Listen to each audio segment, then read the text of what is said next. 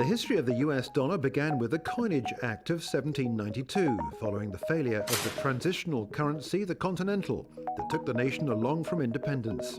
Up until then, the silver-based Spanish peso had been the most widely used currency across the Americas, following the Spanish invasion some 200 years earlier. The United States Mint, which also has its roots in the Coinage Act, was created to produce and circulate the US dollar across the Union and convert any other recognized currency into the new unit of account.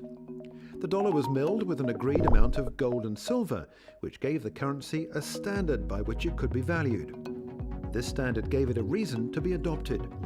But it was not until the National Banking Act of 1863, in the midst of the American Civil War, did the US dollar become the sole currency of the United States. Despite the adoption of the new US dollar, the British pound retained its status as the most widely used currency around the world until the end of the 19th century. By 1900, and the passing of the Gold Standard Act, the US dollar had seen its silver content diminish completely, and gold was the only precious metal that was added to the metallic mix. The gold standard meant too that the value of the currency in circulation was backed by gold in storage.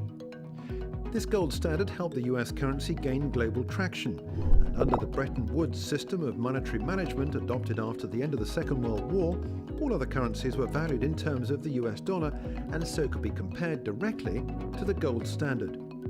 However, as the price of gold rose, the gold standard for the dollar became increasingly difficult to manage. The Banking Act of 1933 revoked the promise to pay the bearer on demand the face value of currency in gold, and in 1971 Richard Nixon, the then president, unilaterally decided to order the cancellation of convertibility of the US dollar to bullion. Because the dollar is no longer backed by a physical asset, instead by the US Constitution's full faith and credit of the US government, critics say that this detracts from its attractiveness as a haven and makes it no better than any other currency from a developed nation. However, despite this, the US dollar has continued to be a global reserve currency. Since the start of the euro in 1999, global dollar reserves remain at around 2/3 of total reserves held, and as such helps to maintain its status as a currency benchmark.